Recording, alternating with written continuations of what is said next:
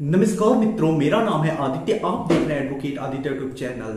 देखिए, जो पत्नी होती है उसका 125 सीआरपीसी के अंतर्गत अपने पति से भरण पोषण पाने का अधिकार होता है, लेकिन तब जब पत्नी किसी कार्य को करने में सक्षम नहीं है, खुद धन अर्जित नहीं कर रही है, ऐसी स्थिति में, यानी जब पत्नी कमा नहीं रही होती है, ऐसी स्थिति में वो पति के विरुद्ध 125 सीआरपीसी का मुकदमा करके भरण पोषण ले सकती है।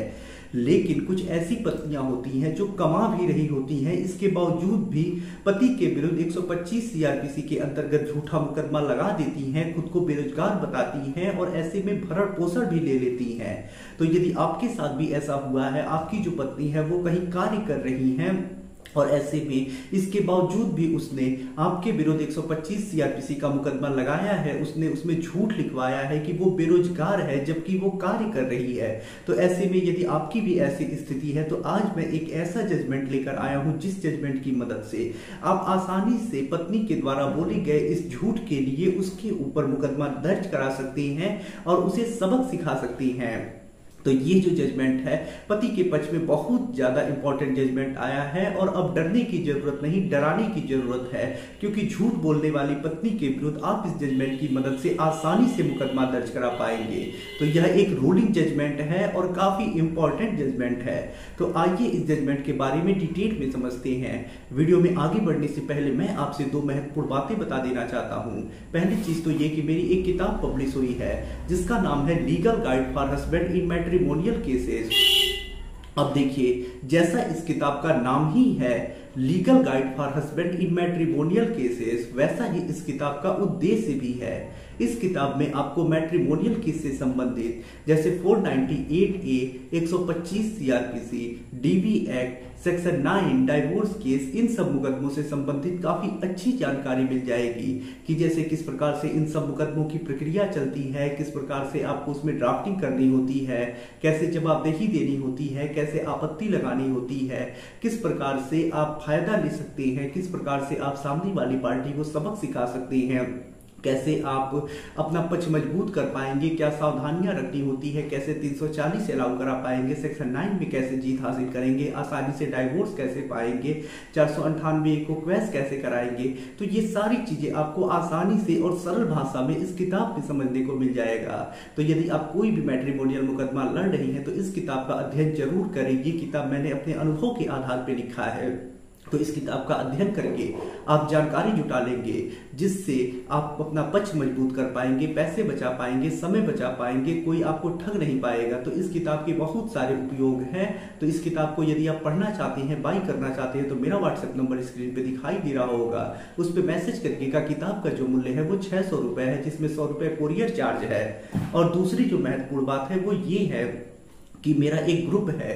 इस ग्रुप में आपको हाई कोर्ट और सुप्रीम कोर्ट के जो लैंडमार्क और लेटेस्ट जजमेंट आते हैं उसकी पीडीएफ कॉपी प्रोवाइड की जाती है।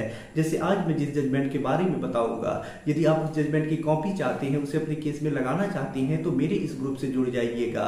तो जो भी हाई कोर्ट और सुप्रीम कोर्ट के लैंडमार्क और लेटेस्ट जजमेंट आते हैं, जैसे 498 एक क्वेस हुआ हो, 125 खारिज हुआ हो, पति डिस्चार्ज हुआ हो, सेक्शन 9 के आधार पे फायदा मिला हो, डाइवोर्स मिला हो, डीवी एक्ट खारिज हुआ हो, पति मेंटेनेंस देने से बचा हो, पत्नी के ऊपर क्रॉस केस हुआ हो, 340 अलाउ हुआ हो, तो इस प्रकार के जो भी हाई कोर्ट और सुप्रीम कोर्ट के जजमेंट आती हैं उनकी पीडीएफ कॉपी आपको प्रोवाइड कराई जाती है, जिससे कि आप अपडेट रह पाएंगे। दूसरी फायदा ये है कि आप उन जजमेंट का यूज अपने केस में करके आप खुद फायदा ले पाएंगे। तो यदि आप लेटेस्ट के जजमेंट से अपडेट रहना चाहते हैं और उन जजमेंट का यूज करके फायदे लेना चाहते हैं तो हमारे इस ग्रुप से जरूर जुड़ जाइएगा। तो ये काफी महत्वपूर्ण ग्रुप है। तो इस ग्रुप में जुड़ने का जो चार्ज है वो 500 रुपए है, जिसे आपको वन टाइम पे करना है, दोबारा आपको कभी कोई फी नहीं पे करना है। तो आइए हम अपने जजमेंट को समझते हैं। तो देखिए, काफी इंपॉर्टेंट जजमेंट है। तो जजमेंट की जो महत्वपूर्ण बातें हैं वो मैंने यहाँ पे लिख ली है, ताकि समय जो जो बीता है, जैसे जैसे हुआ है, मैं सारी चीजें डिटेल में आपको समझाता चलूं। तो देखिए, ये Punjab and Haryana high court के द्वारा आया हुआ एक लैंडमार्क जजमेंट है और ये रितु वर्सेस संदीप के केस में आया है। और देखिए, इस मामले में पत्नी ने कोर्ट में झूठ बोला था, वो कमा रही थी, जबकि उसने कहा कोर्ट में आके कि मैं कुछ नहीं करती हूँ, बेरोजगार हूँ। इस वजह से पत्नी के ऊपर 340 सीआरपीसी का प्रार्थना पत्र स्वीकार किया गया और पत्नी के ऊपर आपराधिक मुकदमा दर्ज करने का कोर्ट ने आदेश कर दिया। तो ये इसी से संबंधित जजमेंट है। अब देखिए इस मामले में होता कुछ ऐसा है कि जो शादी होती है पति पत्नी की वो 24 मार्च 2010 में होती है, यानी 24 मार्च 2010 को शादी हो जाती है। शादी के बाद एक बेटी पैदा होती है। उसके काफी लंबे समय के बाद यानी जून 2017 में जो पत्नी होती है वो पति के घर वालों के विरुद्ध 498A यानी आईपीसी सेक्शन 498A के अंतर्गत मुकदमा दर्ज कराती है। साथ ही साथ पति के विरुद्ध भी वो 125 सीआरपीसी के अंतर्गत भरण पोषण पाने के लिए मुकदमा दर्ज कराती है। उसके बाद जो पत्नी होती है 125 सीआरपीसी में अंतरिम भरण पोषण के लिए प्रार्थना पत्र देती है और उसमें अंतरिम भरण पोषण अलाउ भी हो जाता है और पति को आदेश कर दिया जाता है कि पति 5,000 रुपए प्रति माह अपनी पत्नी और जो उसकी बेटी है उसे अंतरिम भरण पोषण के रूप में दे। उसके बाद जब प्रक्रिया आगे चलती है अंतरिम भरण पोषण के बाद 125 सीआरपीसी में तो गवाही होती है पत्नी की, तो पत्नी अपने गवाही में भी यही बात बोलती है कि वो कुछ नहीं करती है, बेरोजगार है, कहीं कुछ काम नहीं कर रही है। एफिडेविट में भी यही बोलती है कि कुछ नहीं कर रही है, बेरोजगार है। उसके बाद जब जिरह किया जाता है तो पति साक्ष्य पेश करता है और पत्नी को दिखाता है कि देखिए क्या ये सही है, क्या आप यहाँ कार्य कर रही हैं और क्या आपको सैलरी मिल रही है। तब पत्नी खुद स्वीकार करती है कि हाँ वो सहायक प्रोफेसर के पद पे एक विश्वविद्यालय में काम कर रही है और उसे 28,000 रुपए सैलरी मिल रहा है। तो पत्नी पहले तो कहती है कुछ नहीं कर रही है, बेरोजगार है, वो असहाय है, उसे कहीं से आय अर्जित नहीं हो रहा है। लेकिन जब साक्ष्य दिखा के पूछा जाता है तो पत्नी कहती है हाँ मैं यहाँ काम कर रही हूँ, मुझे सैलरी भी मिलता है। तो पत्नी पहले झूठ बोली होती है, झूठा शपथ पत्र दी होती है, झूठी गवाही देती है, लेकिन जब साक्ष्य दिखाया जाता है तो अपनी ही बात पलट जाती है और अपनी ही बातों में फंस जाती है। उसके बाद जो पति होता है वो 340 सीआरपीसी के अंतर्गत एक प्रार्थना पत्र लगाता है जिसमें पति बताता है कि जो पत्नी है उसने यह जो भरण पोषण पाने के लिए आवेदन किया है वो 26/7/2017 को किया है और उसके कुछ दिनों पहले ही जो पत्नी है उसे 3/7/2017 को नौकरी लग गई और सहायक प्रोफेसर के पद पे वो कार्य करने लगी।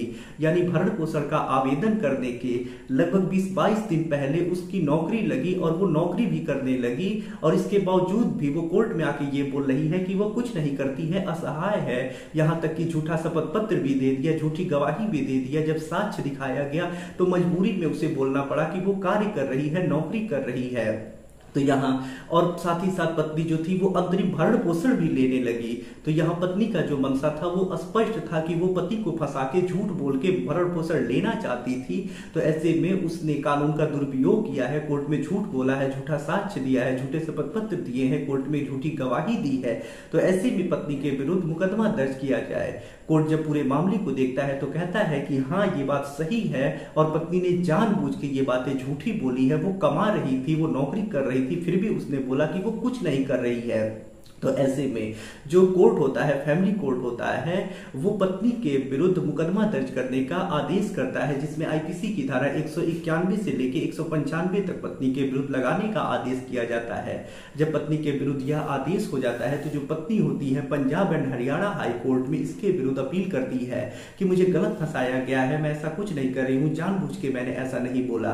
लेकिन Punjab and Haryana high court भी स्पष्ट कर देता है कि यहाँ जो मामला है पत्नी रोजगार में थी, काम करने लगी, इसके बावजूद भी उसने भरण पोषण का मुकदमा लगाया, अंतरिम भरण पोषण लिया। हर बार यही बोला कि वो कुछ नहीं कर रही है, बेरोजगार है। लेकिन जब साक्ष्य दिखाया गया तो मजबूरी में उसे बोलना पड़ा कि हाँ वो सहायक प्रोफेसर के पद पे कार्य कर रही है और उसे 28,000 रुपए सैलरी मिल रही है। तो मजबूरी में आके उसे सच कबूल करना पड़ा। लेकिन पत्नी की ये मनसा थी कि वो झूठ बोल के पति से भरण पोषण ले। तो यहाँ पत्नी ने जानबूझ के झूठ बोला है, झूठी गवाही दी है, झूठा शपथ पत्र दिया है और जो कार्यवाही हुई है वो सही कार्यवाही हुई है। ऐसी पत्नी या फिर कोई भी व्यक्ति जो कोर्ट में झूठा शपथ पत्र देता है उसके विरुद्ध कार्यवाही होना एकदम जरूरी है ताकि कानून व्यवस्था बनी रहे, लोगों को ये पता चले कि हाँ झूठ बोलने पे, गलत करने पे ये सजा होती है। तो यहाँ जो आदेश हुआ है सही है और कोर्ट जो निचली अदालत का ये आदेश होता है 340 सीआरपीसी का एप्लीकेशन अलाउ करके पत्नी के विरुद्ध मुकदमा दर्ज कराने का, उसे सही मानता है और कार्यवाही जारी रखने का ही आदेश दे देता है और पत्नी का जो अपील है उसे खारिज कर देता है। तो यदि आपके साथ भी ऐसा हुआ है, आपकी भी पत्नी कहीं कार्य कर रही है, खुद को बेरोजगार बता रही है, तो इस जजमेंट को रूलिंग के तौर पे लगा के आप फायदा ले सकते हैं, पत्नी के विरुद्ध कार्यवाही करा सकते हैं।